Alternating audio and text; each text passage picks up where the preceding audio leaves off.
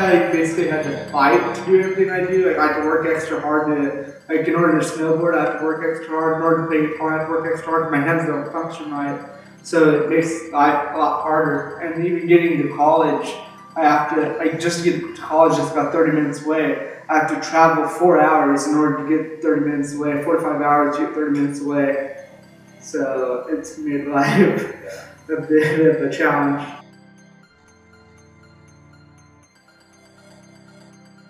I do massage therapy, but I'm also in college right now for physical therapy. For fun, I snowboard, play guitar, whatever comes up. About 3 years old, I was diagnosed with neurofibromatosis, which is a disease that forms in your body, tumors anywhere in your body, the elephant man disease. I got a rare form of that. That formed a tumor on my brain, an astrocytoma, that wrapped over halfway around my brain, streamlined my nerve, causing hydrocephalus. It was a grade 3 cancer, so rapidly growing. Grade 4 is the highest grade, but yeah, it's pretty rapid. And it's like it was an astrocytoma, and it was a star shape at the beginning, like a star shape, but then it kind of just wrapped, all connected and wrapped around my brain. It completely healed up whenever I was about 10 years old. It all enclosed inside of a cyst that I had on my brain, and then with that they were able to remove most of it, and then the last thumbnail portion of it just disintegrated on its own.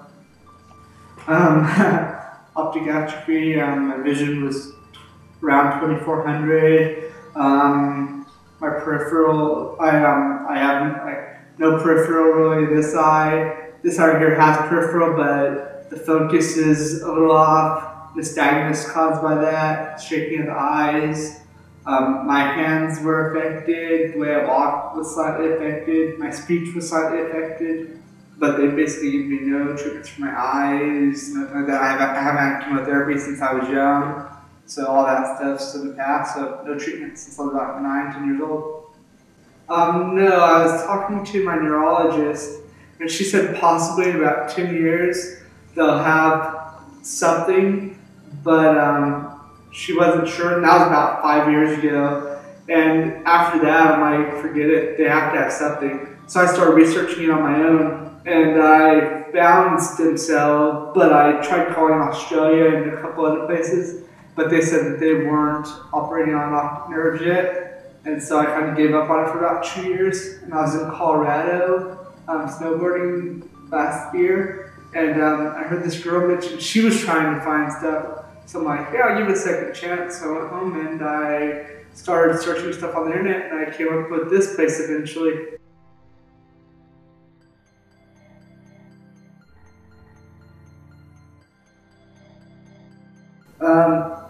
I woke up and I looked and I'm like, oh, I can actually see that clear. And I woke up and looked at something and I couldn't see clear before, and I noticed I could see it clear. And then from that point on, my vision should get better.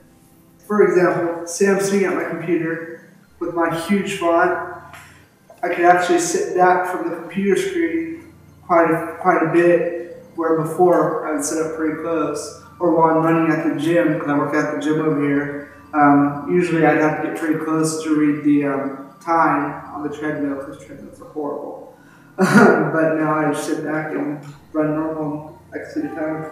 Oh, the staff's awesome. Really friendly, really helpful. Whatever you need, they'll do. They're on top of things. They're not 4 hours, 5 hours late like in America. Blind people are taught that there is no hope. You kind of have to basically live your life by everybody else, whatever everybody else does, and I don't feel that's right, and so I feel that we need to try, and if it don't work, I mean, what's the loss? We've tried.